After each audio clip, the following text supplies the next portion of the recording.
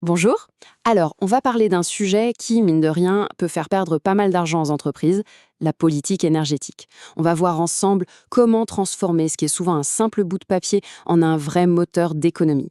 Et pour ça, on va s'appuyer sur du solide, la norme internationale ISO 50001. C'est parti. Voilà, la vraie question, elle est là. Est-ce que cette fameuse politique énergétique, c'est juste un document pour faire joli et cocher une case, ou est-ce que c'est un véritable outil qui nous aide à piloter la performance? Trop souvent, on est dans le premier cas. L'idée, ici, c'est de voir comment la faire basculer dans la deuxième catégorie. Alors voilà notre feuille de route. On va commencer par comprendre pourquoi, bien souvent, ça ne marche pas. Ensuite, on plongera dans le cadre ISO 50001. Puis on verra comment on planifie, comment on rédige une politique qui tient la route, et enfin, le plus important, comment on vérifie que tout ça tourne bien pour s'améliorer constamment. Bon, première étape. Pourquoi est-ce si important de faire la différence entre un papier et un vrai outil? Pourquoi est-ce qu'une simple déclaration d'intention ne suffit absolument pas? En fait, le problème est assez simple à comprendre. Une politique énergétique sans un système pour la faire vivre, c'est un peu comme une recette de cuisine magnifique, mais sans cuisinier, sans ingrédients et sans cuisine. C'est une belle idée, mais ça reste une idée. Sans un plan d'action, des responsables, un suivi, eh bien la politique reste lettre morte et elle ne générera jamais la moindre économie. Et c'est justement là qu'intervient la solution. La norme ISO 50001, ce n'est pas juste un document de plus à mettre sur la pile. Non, c'est un véritable plan d'action, une méthode reconnue dans le monde entier. Il faut voir cette norme comme un mode d'emploi universel. Peu importe la taille de l'entreprise ou son secteur, elle donne une méthode claire, étape par étape, pour mieux gérer son énergie.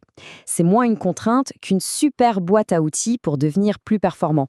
Et voilà le cœur du réacteur, le fameux SMEA, ou Système de Management de l'énergie. Comme on le voit bien dans la définition, ce n'est pas juste la politique, c'est tout un ensemble, un écosystème où la politique, les objectifs, les actions concrètes, tout ça fonctionne ensemble. C'est un mécanisme vivant, pas un document statique qui prend la poussière. Et le carburant qui fait tourner ce moteur, c'est l'amélioration continue. L'idée, ce n'est pas d'être parfait du premier coup. Ça, c'est impossible. C'est plutôt de s'améliorer un petit peu chaque jour, de faire des ajustements, de progresser pas à pas. Et pour organiser ça, on utilise la célèbre boucle PDCA. Planifier, faire, vérifier, agir en anglais, plan, do, check, act. C'est un cycle tout simple mais incroyablement puissant. On planifie ce qu'on va faire, on le fait, on vérifie si ça a donné les résultats attendus et on agit en conséquence pour corriger ou pour améliorer. C'est vraiment le cœur battant de la norme ISO 50001. Allez, on attaque le gros morceau, la première phase, la planification. Et là, attention, c'est vraiment la fondation de tout. Si cette étape est mal faite, tout le reste de la maison risque d'être bancal. Et la première chose à faire quand on planifie, c'est la revue énergétique. C'est tout bête. Avant de commencer un régime, on se pèse. Et bien là, c'est exactement la même chose. On ne part pas d'impression ou de on dit non. On se base sur des données, des chiffres, pour savoir précisément où on en est et où part l'énergie. La norme nous guide très précisément. D'abord, on analyse les données. Le passé, le présent. Ensuite, on identifie les plus gros consommateurs d'énergie, ce que la norme appelle les usages énergétiques significatifs. Et surtout, à partir de là, on identifie et on liste les pistes d'amélioration. C'est ce diagnostic initial qui va rendre la politique qu'on écrira ensuite pertinente, réaliste et efficace. Voilà, une fois qu'on a ce diagnostic précis entre les mains, on peut enfin passer à la rédaction d'une politique qui a du sens, une politique qui va servir à quelque chose. Et ça, c'est un point absolument crucial. La norme est très claire là-dessus, la politique, c'est un engagement formel de la direction. Ce n'est pas une note de service du responsable technique. Si ce n'est pas apporté au plus haut niveau de l'entreprise, ça ne fonctionnera jamais. C'est une décision stratégique qui engage tout le monde. Alors là, attention, c'est un peu la checklist de l'auditeur. Une politique vraiment utile doit contenir tous ces engagements. C'est ce qui la rend concrète, mesurable. Par exemple, s'engager à fournir les ressources, ça veut dire noir sur blanc qu'il y aura du budget, du temps, des gens. C'est ça qui fait toute la différence entre un vœu pieux et une vraie stratégie. Bon, on a planifié, on a agi, c'est super. Mais comment on sait si ça marche vraiment?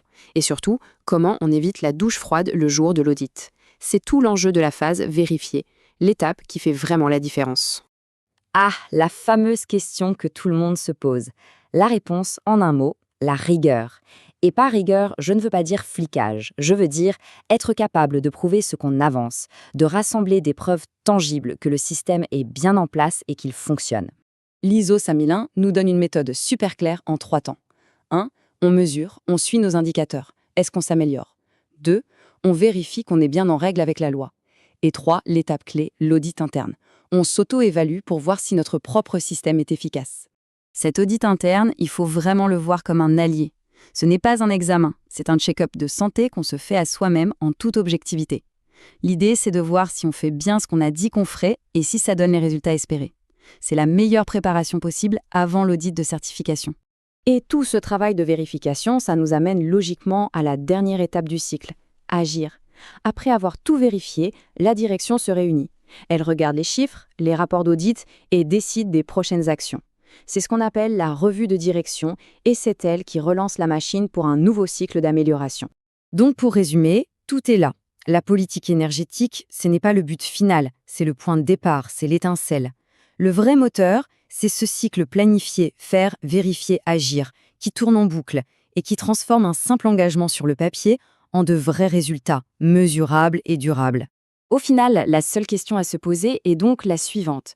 Est-ce que cette politique est vue comme une fin en soi, un document à archiver, ou est-ce qu'elle est vue comme le véritable début du voyage vers l'amélioration? Si c'est la fin, c'est un document mort. Si c'est le début, alors elle devient un formidable levier de performance.